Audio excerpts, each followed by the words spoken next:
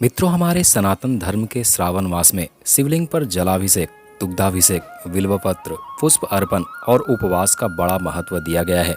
आप में से कई लोग होंगे जो श्रावण में प्रत्येक दिन या खासकर सोमवार को शिवलिंग पर या कहीं शिवाला में जाकर भगवान शिव को खुश करने के लिए जलाभिषेक जरूर कर रहे होंगे। पर क्या आपके मन में कभी ये विचार आया है कि शिवलिंग पर जल, दूध, बेलपत्र, पुष्प, शहद या चंदन आदि चढ़ाने का असली वजह क्या है? अगर आप इन सारी बातों को जानना चाहते हैं तो आपने बिल्कुल सही वीडियो को सिलेक्ट किया है, क्योंकि मैं इस वीडियो में इसके धार्मिक और वैज्ञानिक दोनों दृष्टिकोण से आपको सब कुछ समझाने की कोशिश करूंगा। बस आपसे आग्रह है कि वीडियो को लास्ट तक जरूर देखिएगा।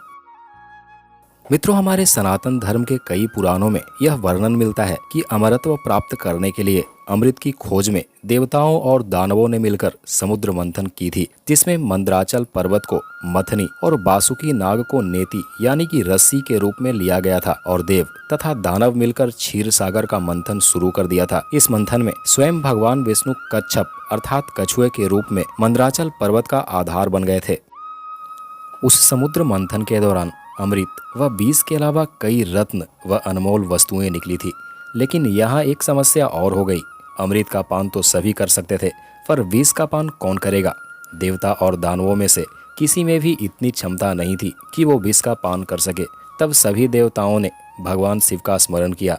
देवताओं के स्मरण व प्रार्थना को सुनकर भगवान शिव उस विष को हथेली में रखकर पिया तो जरूर, परंतु उसे पेट में नहीं जाने दिया। उस विष को अपनी कंठ में ही सुखा दिए, जिससे उनका शरीर नीला पड़ गया।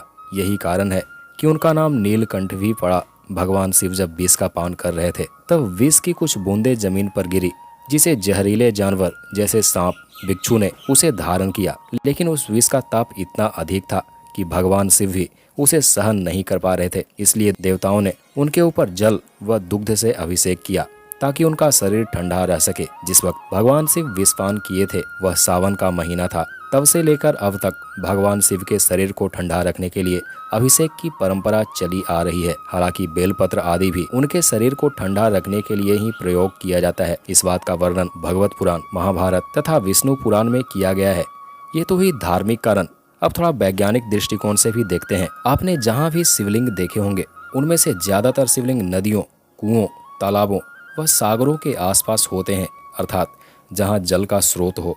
और ज्यादातर ज्योतिर्लिंग वहाँ हैं जहाँ रेडियो एक्टिव एलिमेंट्स निकलते हैं। अब आते हैं मुख्य पहलू पर। जब शिवलिंग के ऊपर जल या दुग्ध से अभिषेक किया जाता है तब उसमें से एक विशेष प्रकार की ऊर्जा उत्पन्न होती है, बिल्कुल उसी प्रकार जिस प्रकार एक न्यूक्लियर रिएक्ट होता है। शिवलिंग पर जल चढ़ाने के नियमानुसार जल को लगातार प्रवाहित करते हुए चढ़ाया जाता है और उस चढ़ाए जल को ना तो लांघा जाता है और ना ही उसका चरणामृत स्वरूप पान किया जाता है, क्योंकि जिस प्रकार न्यूक्लियर प्लांट से निकला पानी चार्ज होता है उसी प्रकार शिवलिंग से निकला जल भी चार्ज होता है। ये बिल्कुल वैज्ञानिक रूप से प्रमाणित है। दूसरा कारण, श्रावण मास में पशु के पेट में कई प्रकार के विषाक्त पदार्थ चले जाते हैं उनके आहार के स्रोत से, जिससे उनका दूध भी विषाक्त होने की संभावना होती है। और इस महीने में हमारा पाचन तंत्र भी थोड़ा कमजोर रहता है, क्योंकि इस मास मौसम अनुकूल नहीं होता, जिसके कारण दूध का पान न करके शिवलिंग पर अभिषेक कर दिया जाता है। अब रही उपवास की बातें, तो जान लें कि श्रावण मास में पेट संबंधित, खासकर पाचन से संबंधित